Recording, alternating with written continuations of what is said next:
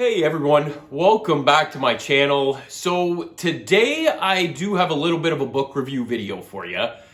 It is that time of year. We're starting to get into spooky season. The calendar's turning over to October, and usually around this time of year, the casual reader is looking for something a little on the, scarier side to pair with the whole Halloween season. So today I do have 5 book reviews, little bit of a mixed bag, 2 reviews from the same author. I do have one reread, one of my favorite, Halloween time books that I like to read. So I reread one, and I also do have a indie novel that was sent to me for review, which was actually really good, but we will get into that in a second. I don't read a lot of indie stuff, but the few that I have read have been good. So let's get into it. We got a little bit to cover here, so let's go. All right, so the first book we're going to start with is that indie novel I was talking about. The novel is called Charwood by Josh Schlossberg, and this novel was sent to me by the Denver Horror Collective, which is, I believe, a small publishing company in the Colorado, Denver area, obviously, and they were nice enough to reach out to me and offer to send me a copy, and I am grateful that they sent me this copy, especially because I'm in Canada, so shipping north of the border is probably a little more pricey than it is within the States, but thank you again to everyone over there. And this novel, I was pleasantly surprised. Like I said, I don't read a lot of indie horror. The few that I have read, I was impressed with both of them, including this one. Just got great atmosphere. We'll start there. The atmosphere was great. It's great to read during the fall season because it took place in the fall season. A lot of it was in the woods, things like that. Plot-wise, it was interesting. It was basically a novel that mixed in ecological horror, I guess you could say. It took a lot of the elements of what's going on with global warming and things like that, some of the challenges we're facing in that regard, and mixed it in with like a supernatural twist as well, dealing with some Jewish folklore. Now, I don't know much about the Jewish religion, but that didn't hamper me from appreciating it and understanding it. And hey, you might learn something. I actually learned quite a bit about it, and I thought it was just a very unique twist on everything, and something that I just hadn't really read at all. So the characters were very likable. The story mainly focuses on a daughter and her father, their relationship, which was strained, which was a big element to it. As well as some very culty people. And when it comes to horror, that's kind of the subgenre that is probably the most unsettling to me. Whenever you're dealing with kind of cults and culty atmosphere, I just find, those people, if you were ever in a situation like that, you just can't reason with them, and it would be such a helpless situation. And that was the vibe I got from this book. There was a lot of that kind of thing going on, but in a supernatural way, like I said. Very entertaining read. If you can track this one down, I would highly recommend it. Once again, thank you from everyone at the Denver Horror Collective for sending me this copy. I was pleasantly surprised. Okay, next up, I picked up another Ira Levin, or Ira Levine. I've heard that pronounced both ways. I don't know which is actually correct. So Sliver is this one. Very short novel, but pretty interesting. I mean, it kind of didn't go the way I expected it to go. But plot-wise, it takes place in a high-rise. So a woman moves into a high-rise, and the owner of this high-rise is a bit of a pervert. That's one way to put it. That's a light way to put it. He basically has all these cameras set up in everybody's room, and he's got this huge control center in one of the lofts where he just goes up there and he basically watches everybody's life, spies on them like you would watch TV. And he meets this girl.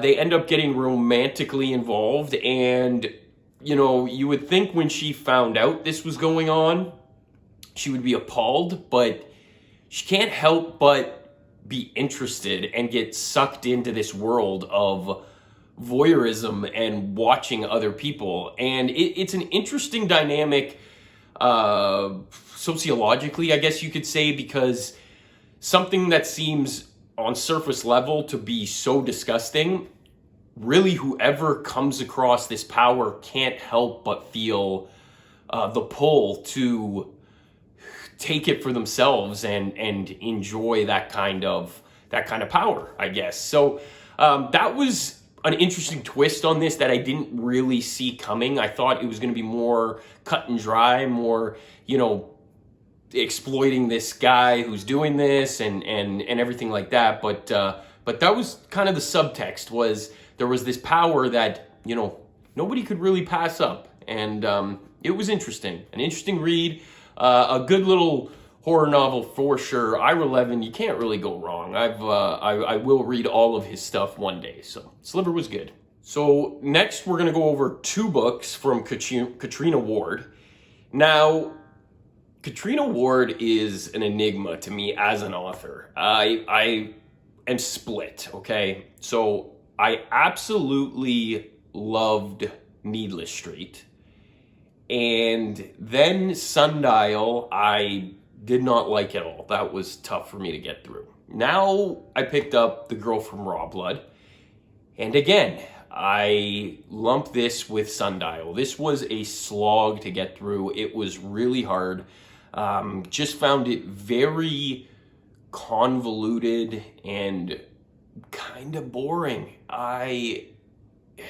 Still, it's almost hard for me to explain because there was so much jumping from time period to time period, and she never really let you get used to the characters. It was like you would read a section and it was in this time period, and you would kind of start to get a feel for some of the characters. And then all of a sudden, the next section was jumped, 70 years in the past, and it was new characters, and you just had a hard time knowing where you were. And then she would never go back to those other characters. So, in a nutshell, that was kind of what was going on here. It was kind of if I'm going to do my best to explain the plot here, like a haunting, a curse is a better way to put it, that was going from generation to generation and wreaking havoc on the lives based on the mistakes of some of the people from, some of their kin from the past that they had made. So again, in a nutshell, that's kind of what it's about. But I just found it very hard to follow. Another miss for me for Catriona Ward. Now, we move on to Little Eve. I picked up this right after. So now this is the 4th novel, and I absolutely loved Little Eve. So we're 2-2. And she does have a new novel out right now, which I've got on my shelf. I just picked it up. So that'll be the tiebreaker for the time being, I guess. But Little Eve was really good. I really enjoyed it. Very gothic novel. The atmosphere was great. And the mystery was fun. There was a mystery to follow. That kind of is a big point.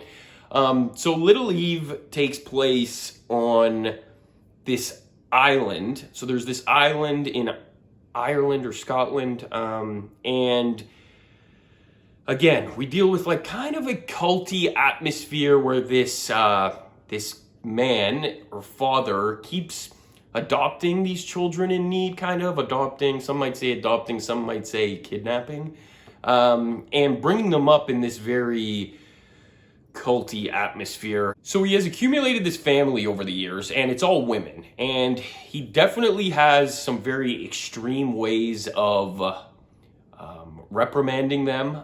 Some pretty crazy stuff. Sending them into, cellars for days on end, blindfolded, where, they do nothing but lay there tied up kind of thing. Some pretty extreme stuff. If they went against him in any way.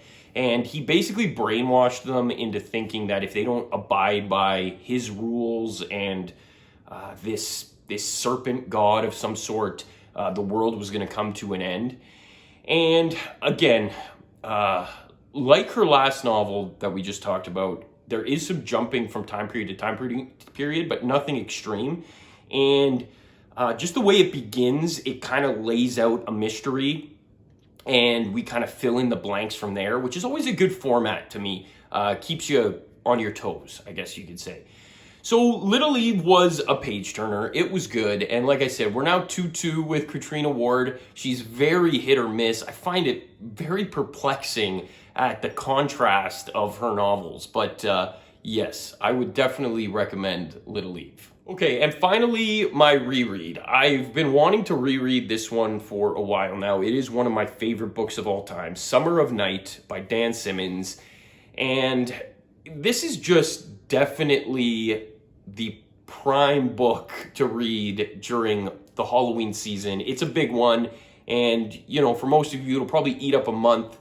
But if you're looking for something this Halloween that is very atmospheric, very spooky, a world builder, just a great coming of age story for some young kids. And the thing with this novel is it really does epitomize what it's like to grow up during summer vacation. Just that time of year where, you know, you were at that age before you were getting part-time jobs and you just had all the time in the world to just run around town with your buddies and basically do nothing but do everything at the same time. And that's basically what this novel encapsulates. And, you know, you throw in the kids dealing with the mystery and trying to solve the mystery and all the danger and the ancient evil that they're trying to combat. It is top notch for me. I absolutely love this read. It was great the second time through as well. Just found it so smooth and just an amazing novel by Dan Simmons. I highly recommend this one if you haven't read it. Okay, if you've come this far, once again, I thank you. If you're into this kind of stuff, please subscribe if you wish. For those of you that have been with me for quite a while now, I do thank you. This channel does seem to continue to grow, even though I haven't been posting as much as I'd like. We got some stuff coming down the pipeline, though. I got Holly. I just finished Holly by Stephen King, so I'll be reviewing that very shortly, so stay tuned for that. And once again, happy reading and take care.